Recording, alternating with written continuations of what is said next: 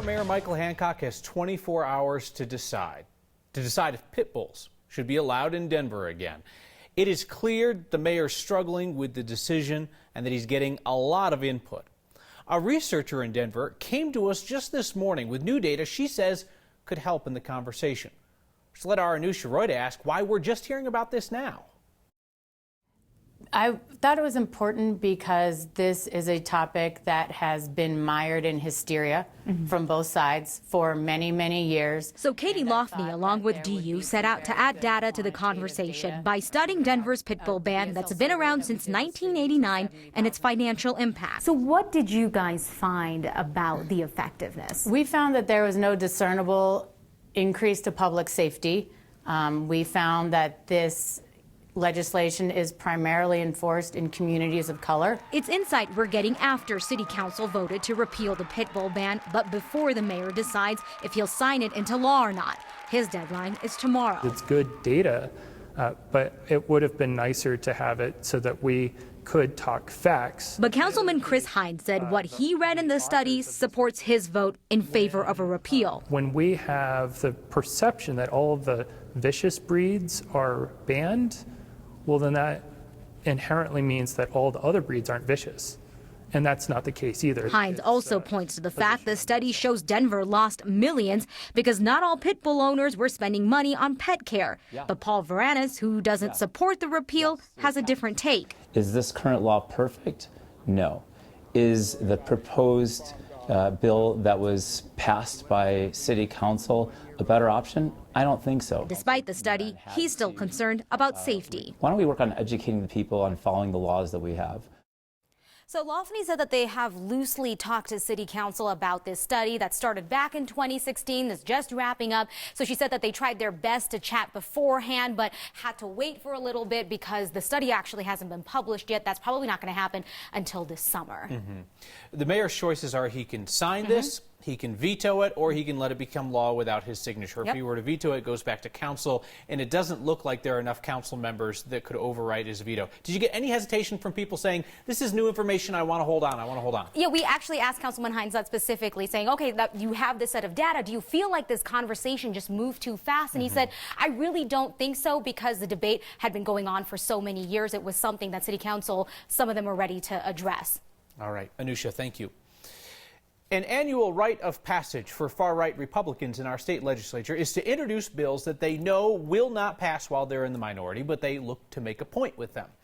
Tonight, a Republican bill to ban adoptions by same-sex couples will be defeated by the Democratic majority. It's not going to get anywhere near the desk of Governor Jared Polis, who talks proudly about his husband and their kids. Politics guy Marshall Zellinger looks at the Republican strategy. Knowing who works in the governor's office, why would Republican lawmakers even try legislation that would seem anti-LGBTQ, including banning same-sex couples from adopting? I don't believe that it's mean-spirited to have to run this bill, even though we have a governor who is gay and who has a child. Republican Representative Stephen Humphrey will have two of his bills killed tonight. The other would essentially allow discrimination against a sexual orientation or gender identity as long as it's for religious reasons. Yet he introduces these bills for his constituents. Other districts aren't going to like it at all, and I understand that. While I was doing this interview, we are here, we are queer, and we're not going away. Lawmakers were holding a news conference with One Colorado to fight against what they consider hate bills that were already going to die. I wouldn't say blanket no that I wouldn't work with somebody who voted for this legislation. I'd be mad at them. I'd have a stern word with them for sure. Democratic Representative Alex Valdez leads the legislature's LGBTQ caucus. The same people that are bringing these kind of bills are bringing bills that and going up to the well and talking about personal freedom, personal liberty, and leaving people alone. This is definitely a case of not leaving people alone. I don't want government dictating the terms of my marriage, the terms of my relationship with my child. And I think that's a two-way street. Representative Colin Larson is a Republican who does not support all the socially conservative bills, like banning same-sex couples from adopting. Very, very rarely, I mean, literally less than 10 times have I heard somebody reach out to me specifically on an issue like this. Of the 24 Republicans in the House, 17 of them have put their name on at least one of these 6 socially conservative bills today. And I asked these lawmakers, look, last year we were asking Democrats, aren't you going hard and fast on these oil and gas and health care bills? And they defended it by saying the voters put me in this office to do that. And that's similar to what we're hearing from the Republicans. I was curious about that, Marshall, whether it was just like 2 or 3 legislators that are on the right side of the caucus doing this, but it's a majority of folks signing on to these bills. So it was the anti-gay stuff today. Yesterday, it was a bunch of abortion bills that went down. Yeah, the 2, and we've heard some of them before, banning late-term abortions, and one about a physician-patient relationship, that if an abortion is happening and the fetus is found to be alive, that the physician has to now have the relationship to do everything they can to keep that fetus alive. And we're asking for examples. Are there anything in Colorado that someone could testify and say, this happened to me, and that's why we need this law? We haven't heard any Colorado examples yet, but the defense from the Republicans and the Colorado Republican Party is that abortion clinics don't have many restrictions right now, so no one knows if it's happening. Again, these are bills that don't have a prayer of passing, considering the makeup of the legislature. All right. Thank you, Marshall. RTD is stretched thin, and it is getting pummeled from all sides. Another sign of that today, as Aurora Mayor Mike Kaufman went after RTD publicly over service cuts to a rail line that relatively few people are riding. And this shows you RTD's no-win situation. Newly elected Republican Mayor Mike Kaufman pointed out on social media that Aurora encouraged new development around the R line.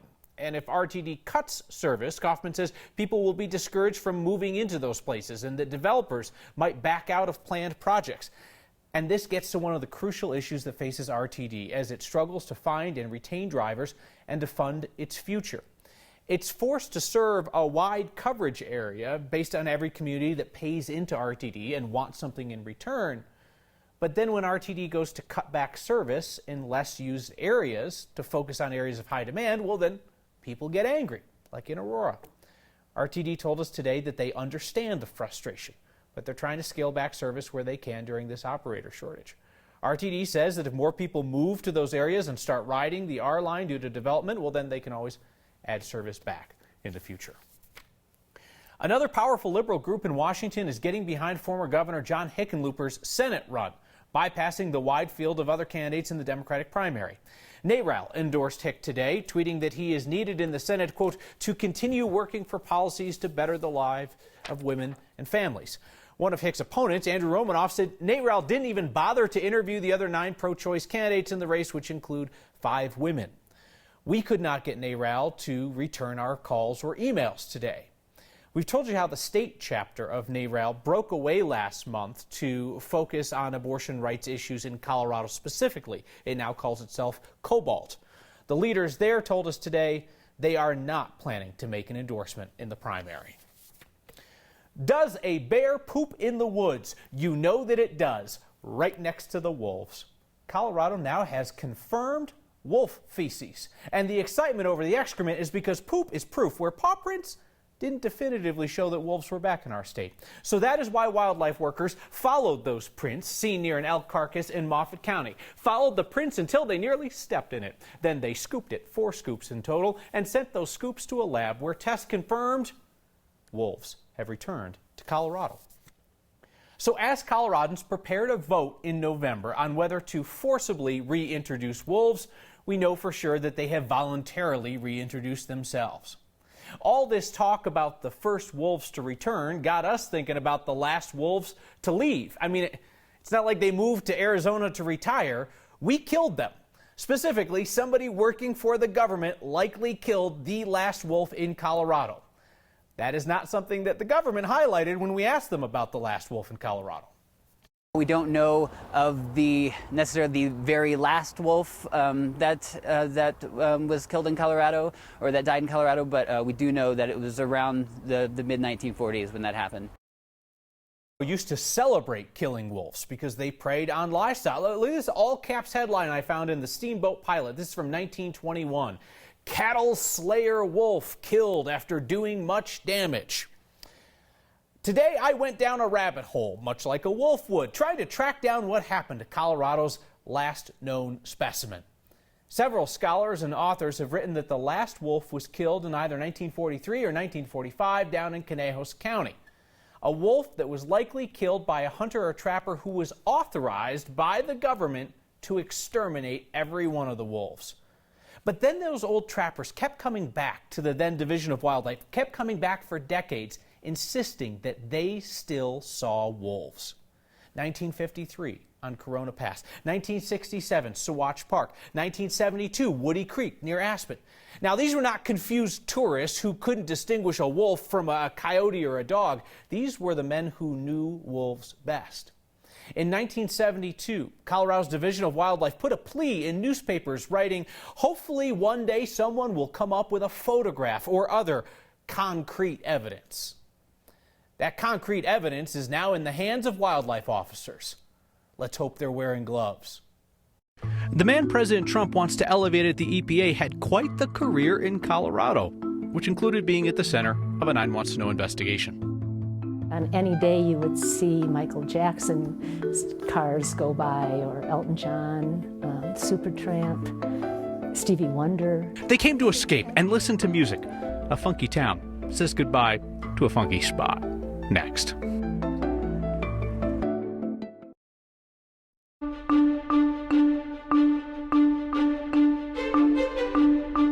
Some sunshine today, a little bit of blue sky, and a layer of cold air over the city, but at least the roads are dry, and your drive around the area tonight and tomorrow will be so much better. Our high at 26, 20 degrees colder than average, but we are headed the other direction tomorrow. Northwest flow bringing in a few leftover snow showers to eastern Colorado, Nebraska, and Kansas. All advisories for travel here have canceled out.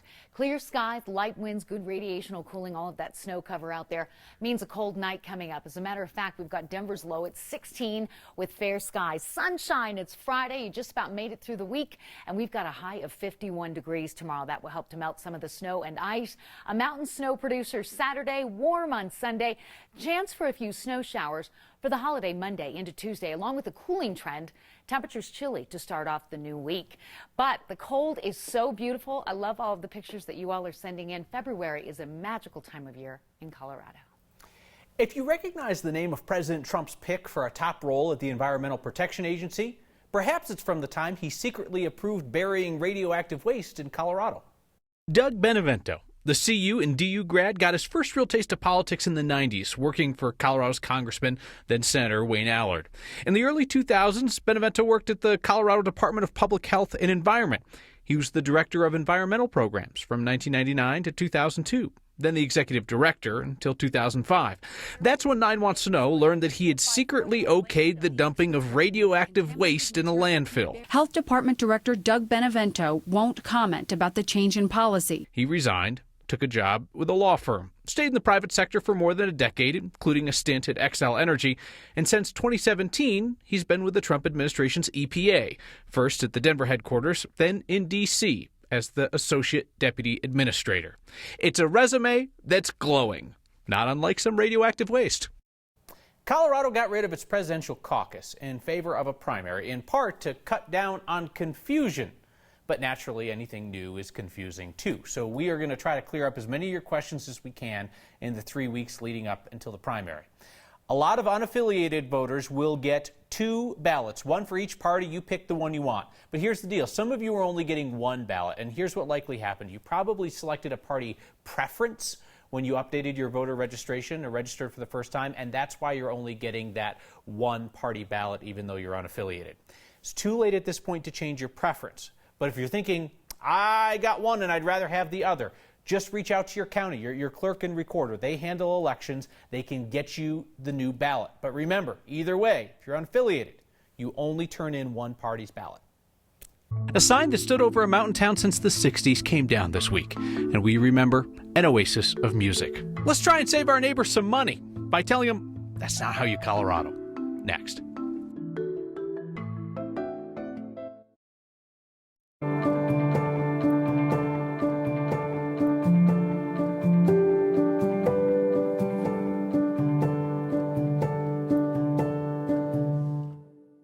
If you've been to Nederland, you probably saw the Pioneer Inn sign.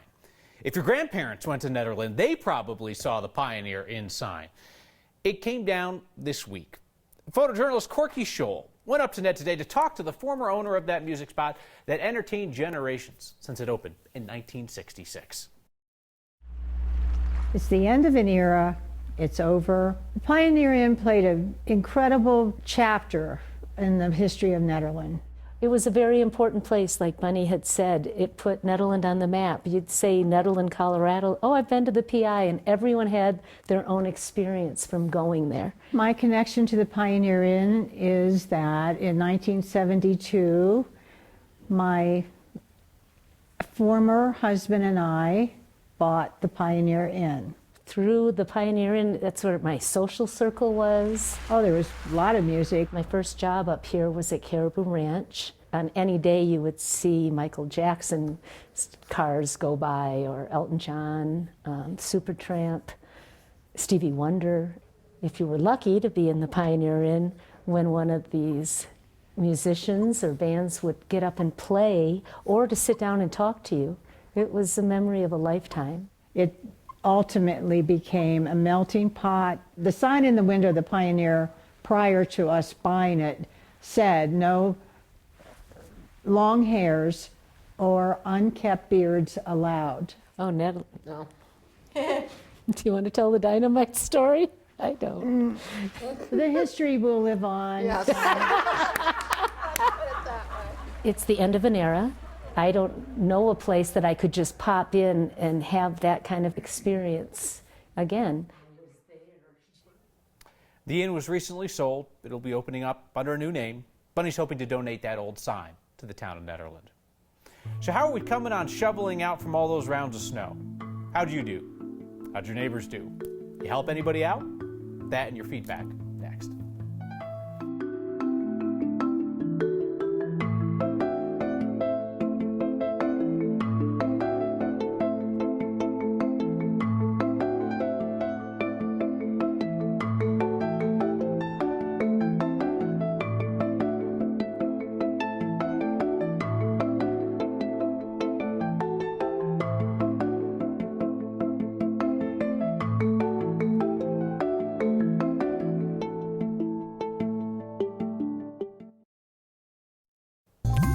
A reminder that living in this beautiful part of the world comes with perks and responsibilities. And not shoveling sidewalks is not how you Colorado. I get it, people are busy, they're tired, whatever, but when we get these back-to-back snows and somebody doesn't shovel after even one, that becomes a layer of ice under the next one. So just a friendly reminder, Denver asks everybody to shovel within 24 hours of a snow, and while fines are rare, they can run you $150. If you're able to help out a neighbor who hasn't shoveled, please do. Tom in Highlands Ranch emailed me during this last commercial break knowing that we were talking about shoveling and said, 3 weeks ago I had knee replacement surgery. My neighbors have done all of my shoveling since then. Great folks. Yes, indeed, Tom has some good neighbors. About the idea of wolves and whether or not they ever really left Colorado, Cheryl writes in to say, I had a wolf try and kill my dog in Grand Lake 3 years ago. It was then killed in the spring by a hunter in Kremling. I think Cheryl's right. You talk to enough folks in Colorado's high country and they will say here and there over the years it's pretty clear that the wolves never left. Although this time it looks like they are back in packs. And we know this because they're pooping in the woods. I'll see you next time.